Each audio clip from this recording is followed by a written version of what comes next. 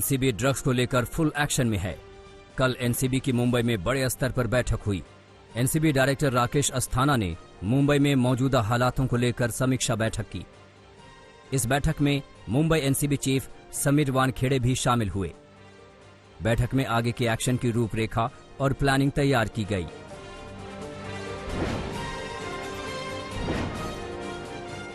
NCB के निशाने पर अब 2019 की करण जौहर की पार्टी है। फॉरेंसिक टीम ने करण की पार्टी के वीडियो की जांच की, जिसमें बताया गया है कि वीडियो के साथ कोई छेड़छाड़ नहीं की गई है। ये रिपोर्ट एनसीबी को सौंप दी गई है।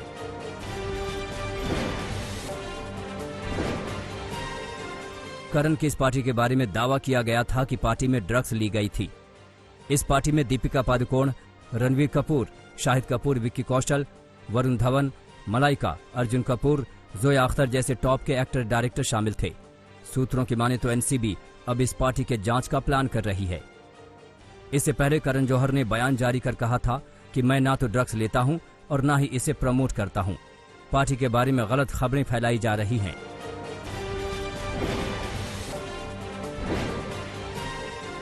बॉलीवुड ड्रग चैट में धर्मा प्रोडक्शन के पूर्व असिस्टेंट डायरेक्टर और एग्जीक्यूटिव प्रोड्यूसर क्षितिज रवि प्रसाद को कोर्ट ने 6 दिनों के लिए एनसीबी की रिमांड में भेज दिया है।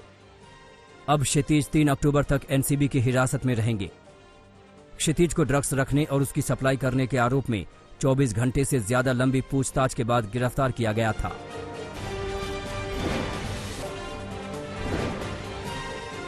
सरकारी वकील अतुल सरपांडे ने क्षितिज प्रसाद की गिरफ्तारी पर बयान दिया है। उन्होंने कहा कि क्षितिज एनसीबी के साथ सहयोग नहीं कर रहे थे। एनसीबी ने क्षितिज प्रसाद की 9 दिनों की रिमांड की मांग कोर्ट से की थी। एनसीबी का कहना है कि अंकुश अरनेजा से पूछताछ में क्षितिज प्रसाद का नाम सामने आया था।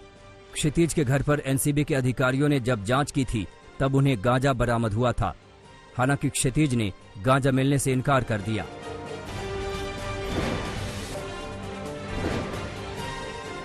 अनुराग कश्यप पर यौन शोषण और रेप का केस दर्ज कराने वाली एक्ट्रेस पायल घोष कल फिर से वर्सोवा थाने पहुंची।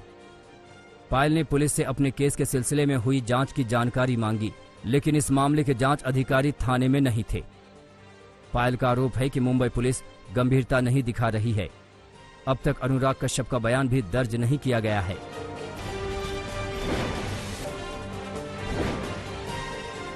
पायल ने एक बार फिर मांग की कि पुलिस अनुराग कश्यप को जल्द से जल्द गिरफ्तार करे, वरना वो धरना देंगी।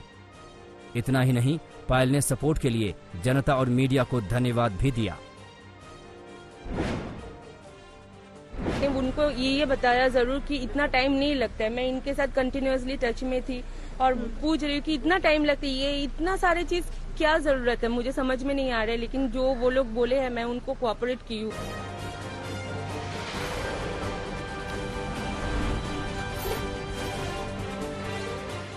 बिहार के डीजीपी रहे गुप्तेश्वर पांडे आखिरकार जेडीयू में शामिल हो गए।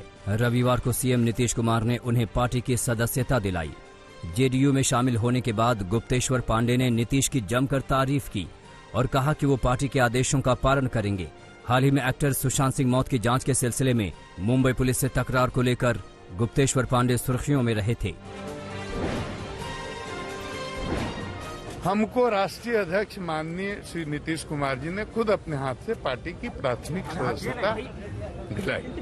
ये कहा मैं जदयू परिवार का सदस्य। क्या आपका रोल क्या रहेगा, दायित्व क्या? ये पार्टी तय करेगी, हमारे राष्ट्रीय अध्यक्ष तय करेंगे। मुझे चुनाव लड़ने ये मुझे कुछ नहीं पता है, उनका जैसा आदेश होगा वैसा। मुझे चुनाव के बारे में कुछ नहीं। बिहार में आज से चुनावी सरगर्मी बढ़ने जा रही है। भारतीय जनता युवा मोर्चा के नवनियुक्त अध्यक्ष और कर्नाटक के बीजेपी सांसद तेजस्वी सूर्या आज से बिहार के दौरे पर हैं। दौरे से पहले सूर्या ने राज्य में एनडीए की जीत का दावा किया है। वहीं आरजेडी ने भी चुनाव में ताल ठोंक दी है। तेजस्वी यादव ने युवाओं को लुभाते हुए ऐलान किया है कि अगर उनकी सरकार बनी तो सबसे पहला आदेश 10 लाख युवाओं को नौकरी देने का होगा। जब सरकार बनेगी तो पहला कैबिनेट मीटिंग जो होगा, पहला जो कैबिनेट मीटिंग होगा, पहले दस्तखत से लगभग 10 लाख नौकरियां निकाली जाएंगी। बिहार चुनाव में टिकट के लिए ख्वाहिशमंदों की उठापटक भी शुरू हो गई है। पटना में बीजेपी दफ्तर में कार्यकर्ताओं ने हंगामा कर दिया। टिकट की मांग को लेकर कई लोगों ने डिप्टी सीएम की गाड़ी भी घेर ली और जमकर धक्का मुक्की की। सुशील मोदी गाड़ी में बैठे बैठे ये तमाशा देखते रहे। उधर जेडीयू दफ्तर में भी हलचल तेज हो गई है। टिकट के दावेदार कई नेताओं ने नीतीश कुमार से मुलाकात की। कृषि क्षेत्र में सुधार से संबंधित विधेयकों को राष्ट्रपति ने मंजूरी दे दी है। रविवार को तीनों विधेयकों के कानून बनने की आखिरी औपचारिकता भी पूरी हो गई। इससे पहले संसद में विधेयकों पर चर्चा के दौरान जमकर हंगामा हुआ था। विपक्ष ने विधेयकों और इनके पास कराने की प्रक्रिया के खिलाफ वॉकआउट किया था। वहीं एनडीए के सहयोगी अकाली दल ने भी कृषि बिल के विरोध में बीजेपी से बरसों पुराना नाता भी तोड़ लिया है। कृषि कानून के विरोध में रविवार को पंजाब, हरियाणा, यूपी समेत कई राज्यों में विरोध प्रदर्शन हुए। पंजाब में किसानों के साथ विरोधी पार्टियों ने कई जगहों पर रेल रोकी और सड़कें जाम की। तरन तारन में 500 ट्रैक्टरों पर कांग्रेस नेताओं और किसानों ने कृषि कानून के खिलाफ रैली निकाली। वहीं कानपुर में समाजवादी पार्टी ने कानून के विरोध में सीएम योगी का पुतला फूंका। पश्चिम बंगाल के आसनसोल में भी कांग्रेस ने ट्रैक्टर रैली निकाली।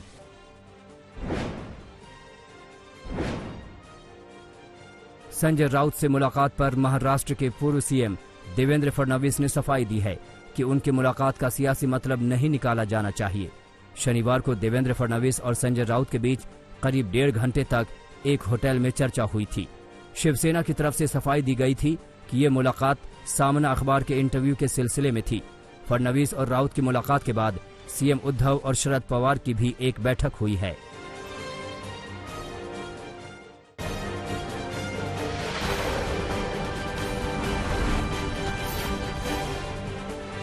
महाराष्ट्र में रविवार को 18,000 से ज्यादा नए कोरोना मरीज दर्ज किए गए, जबकि 380 मरीजों की मौत हो गई।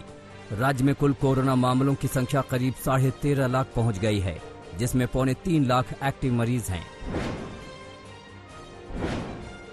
दिल्ली में कोरोना संक्रमण की दूसरी लहर खौफनाक दिखने लगी है।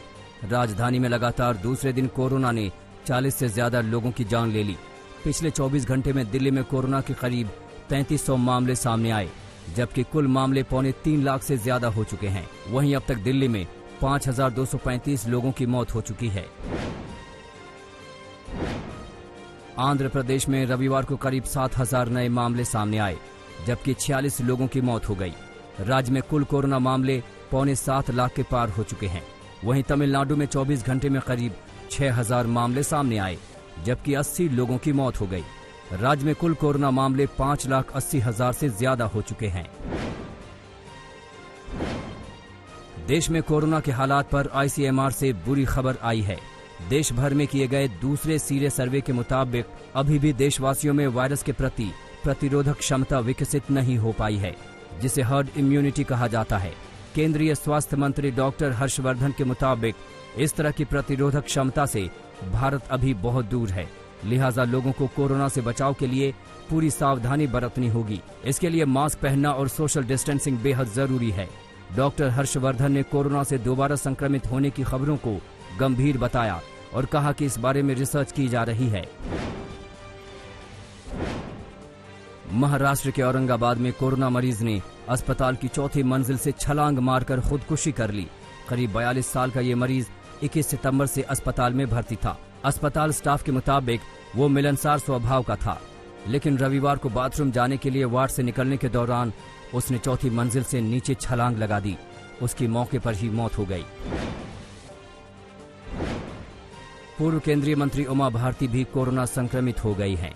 वो 3 दिनों से बद्रीनाथ के दौरे पर थी और इस दौरान उन्होंने मंदिर में दर्शन किए, मंदिर ट्रस्ट के सदस्यों से चर्चा की और कई लोगों से मुलाकात भी की थी। उमा भारती के कोरोना पॉजिटिव होने के बाद बद्रीनाथ में हड़कंप है। मंदिर परिसर को कई बार सैनिटाइज किया गया है। उनके संपर्क में आने वाले लोग दहशत में हैं। उधर बद्रीनाथ से निकलकर उमा भारती ने खुद को हरिद्वार में क्वारंटीन कर लिया है।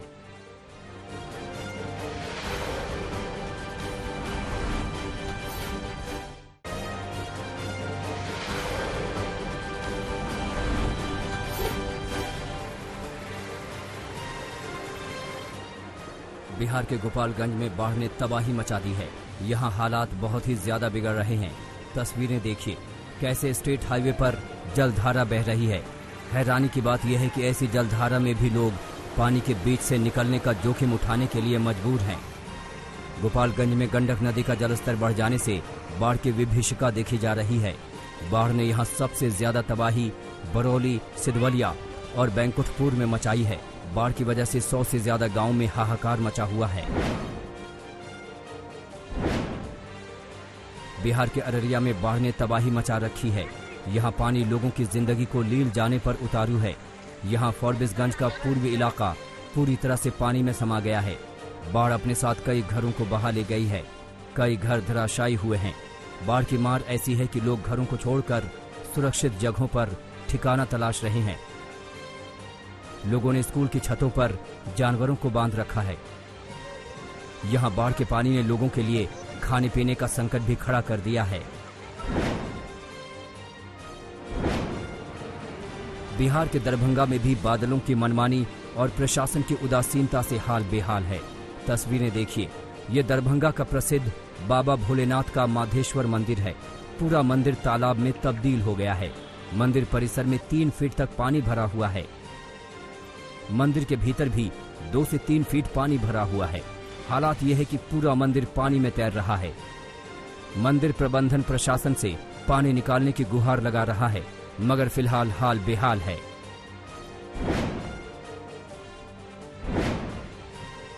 चमोली में सीजन की पहली बर्फबारी की तस्वीरें सामने आई हैं। तस्वीरें देखिए, जहां तक नजर जाती है बर्फ की सफेद चादर बिछी हुई है।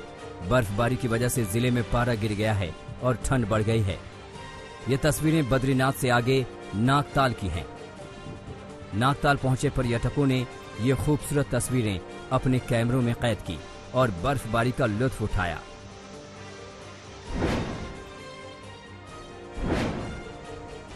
उत्तरकाशी के यमुनोत्री नेशनल हाईवे पर जबरदस्त लैंडस्लाइड हुई है। यहां बटकोट तहसील मुख्यालय से कुछ ही दूरी पर छतांग धार के पास लैंडस्लाइड के चलते रास्ता बंद हो गया है। पहाड़ी से लगातार भारी भूस्खलन होने के कारण हाईवे बंद होने से आवाजाही बाधित है। राष्ट्रीय राजमार्ग प्राधिकरण के बड़कोट खंड की टीम ने हाईवे को खोलने के लिए खासी मशक्कत की, मगर लगातार हो रहे भूस्खलन से सफलता नहीं मिली। हाईवे बंद रहने के चलते यमुनोत्री धाम सहित दर्जन भर से अधिक गांव का संपर्क जिला मुख्यालय से पूरी तरह कट गया है।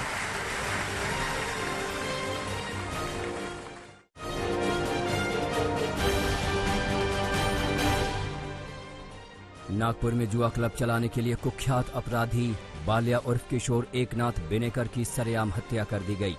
जानकारी के अनुसार बाल्या कार से शहर के भोले बाबा पेट्रोल पंप के पास से निकल रहा था। तभी कुछ युवक बाइक से आए और बाल्या को कार से बाहर खींचकर उस पर कुल्हाड़ी से वार करने लगे। हमलावरों ने बाल्या के शरीर पर चाकू से भी कई वार किए। इस हमले में बाल्या की जान चली गई। बिहार के कैमूर में पत्थरबाजी, हंगामा, बवाल और हथियार लहराने की तस्वीरें सामने आई हैं। बताया जा रहा है कि मोहनिया थाना क्षेत्र के मुबारकपुर में लड़की छेड़ने को लेकर विवाद हुआ। इस विवाद में 2 पक्षों के बीच जमकर मारपीट और पत्थरबाजी हुई। इसी मारपीट और पत्थरबाजी के दौरान एक शख्स के हथियार लहराने की तस्वीरें भी सामने आई हैं। इस मारपीट में कई लोग गंभीर रूप से घायल हुए हैं, जबकि पुलिस ने कार्रवाई करते हुए 6 लोगों को गिरफ्तार किया है। यूपी के मुरादाबाद में पुलिस ने अपराधियों पर सख्त कार्रवाई की है। बताया जा रहा है कि यहां अलग अलग थाना क्षेत्र के 7 अपराधियों पर पुलिस की कार्रवाई हुई है। पुलिस ने इन अपराधियों की 1,13,35,000 की संपत्ति जब्त की है। आरोप है कि इन अपराधियों ने अपराध के रास्ते ये संपत्ति बनाई थी। पुलिस ने अपराधियों के वाहन, मकान और जमीन जब्त की है। मुजफ्फरपुर में पुलिस ने हाईवे पर लूटपाट करने वाले एक गिरोह का पर्दाफाश किया है। पुलिस ने 3 बदमाशों को हथियार के साथ गिरफ्तार किया है। पुलिस के अनुसार ये आरोपी हाईवे पर ट्रकों को लूटते थे। ड्राइवर और हेल्पर को नशे की दवा देकर हाईवे पर फेंक देते थे। पकड़े गए आरोपी सिवान, मधुबनी और छपरा जिले के हैं। पुलिस के अनुसार ये माल लदे ट्रकों को निशाना बनाते हैं। पुलिस ने आरोपियों के पास से 2 कट्टा और जिंदा कारतूस बरामद की है। बिहार के आरा में बेलगाम अपराधियों ने दोहरे हत्याकांड की वारदात को अंजाम दिया है। बेखौफ बदमाशों ने युवा जेडीयू के राष्ट्रीय सचिव प्रिंस सिंह बजरंगी और उनके दोस्त को गोलियों से छलनी कर दिया। बताया जा रहा है कि बाइक पर आए बदमाशों ने जगदेव नगर मोहल्ले में इस वारदात को अंजाम दिया। बदमाशों ने ताबड़तोड़ गोलियां चलाईं, जिसमें प्रिंस सिंह बजरंगी को पीठ और कमर में गोली लगी। उनकी हालत गंभीर बताई जा रही है, जबकि उनके दोस्त मिथुन को 4 गोलियां मारी गई, जिसमें उनकी मौत हो गई।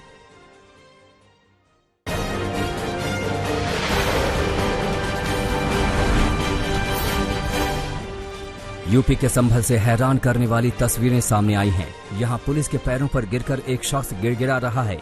ये पुलिस वालों से कह रहा है कि उसे पुलिस गोली न मारे। पुलिस की माने तो इस शख्स का नाम नईम है। नईम पर गैंगस्टर एक्ट लगाया गया है और इस पर 15,000 रुपए का इनाम घोषित है। मगर आज इस आरोपी ने पुलिस के सामने गले में तख्ती डालकर सरेंडर किया। इसने तख्ती में लिख रखा था कि मुझे गिरफ्तार कर लीजिए, मगर मुझे गोली मत मारिए। सोनीपत में सरेआम फायरिंग करने की तस्वीरें सामने आई हैं। देखिए, सीसीटीवी में दिख रहा है कि घर के बाहर कुछ लोग तमंचा लहरा रहे हैं, फायरिंग कर रहे हैं। आरोप है कि सोनीपत के गांव दोभेटा के रहने वाले एक शख्स के घर के बाहर ये फायरिंग की गई।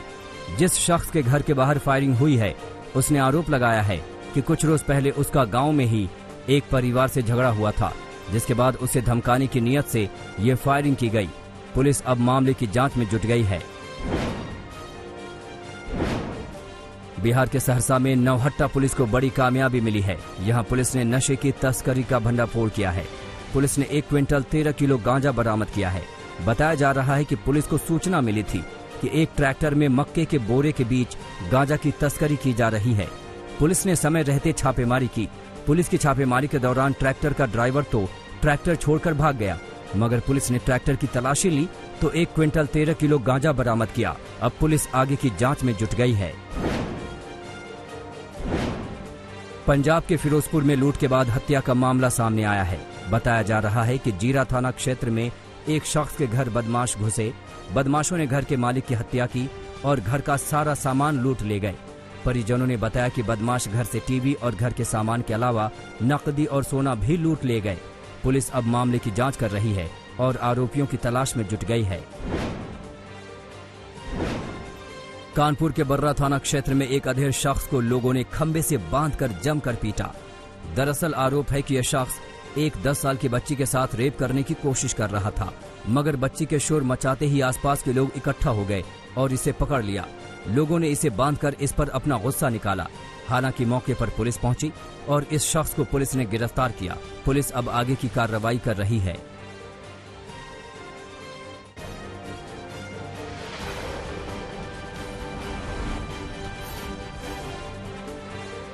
आईपीएल में रोमांचक मुकाबले में राजस्थान रॉयल्स ने किंग्स 11 पंजाब को करारी शिकस्त दी है। आखिरी ओवर में राजस्थान रॉयल्स ने 4 विकेट से जीत दर्ज की। पहले बल्लेबाजी करते हुए किंग्स 11 पंजाब ने 20 ओवर में 2 विकेट के नुकसान पर 223 रनों का पहाड़ जैसा स्कोर खड़ा किया। जवाब में राजस्थान ने 6 विकेट खोकर 3 गेंदें रहते ही 224 रन बनाकर मैच को अपने नाम कर लिया।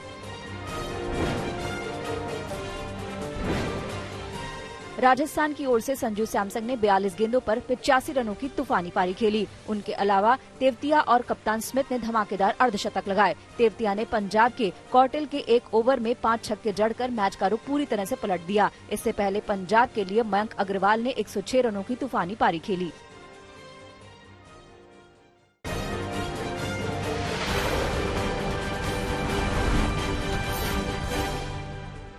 अमेरिकी राष्ट्रपति डोनाल्ड ट्रंप ने वर्जीनिया में एक रैली को संबोधित करते हुए दावा किया है कि रूस ने 2016 में राष्ट्रपति पद के लिए डेमोक्रेटिक पार्टी के उम्मीदवार हिलरी क्लिंटन की तरफ से चुनाव में दखल दिया था।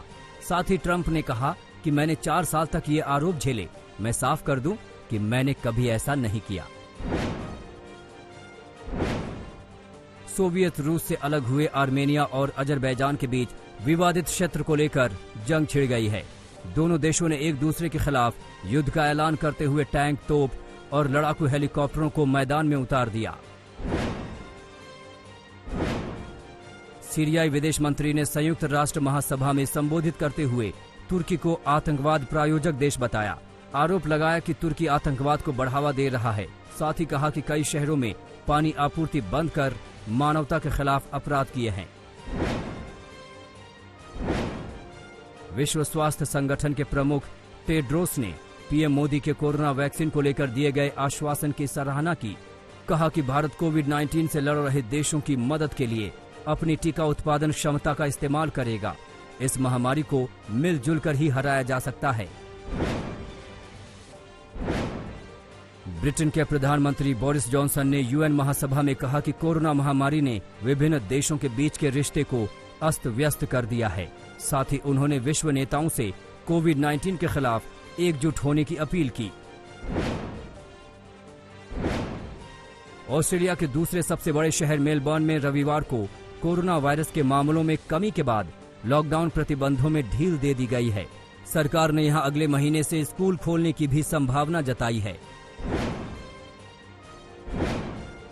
मलेशिया में 7 महीने से सत्ता संभाल रहे प्रधानमंत्री मोहिद्दीन यासीन के नेतृत्व वाले गठबंधन ने अपने पहले चुनाव में विपक्ष को शिकस्त दे दी है। इससे यासीन के आलोचकों का मुंह बंद हो गया है, जो उन पर बिना चुनाव जीते ही सत्ता संभालने का तंज कसते थे। अमेरिका में राष्ट्रपति चुनाव को लेकर मतदाताओं में भी उत्साह बढ़ता जा रहा है। नासा की अंतरिक्ष यात्री केट रूबिन्स अंतरिक्ष से राष्ट्रपति चुनाव के लिए मतदान करेंगी। केट रूबिन्स ने कहा कि मैं पृथ्वी से करीब 200 मील दूर अंतरिक्ष में हूं। मैं अपना वोट यहीं से डालने की कोशिश करूंगी। रोमानिया में कोरोना वायरस महामारी के कारण जून में मतदान स्थगित होने के बाद रविवार को स्थानीय चुनाव के लिए मतदान हुए। राजधानी बुखारेस्ट से 360 किलोमीटर दूर सुलेना शहर में मतदान करने के लिए कुछ मतदाता नाव से यात्रा कर वोट देने पहुंचे। दुनिया भर में कोरोना का कहर जारी है। दुनिया में 3 करोड़ 30 लाख से ज्यादा लोग कोरोना से संक्रमित हो चुके हैं और इससे अब तक 9,99,000 लोगों की मौत हो चुकी है।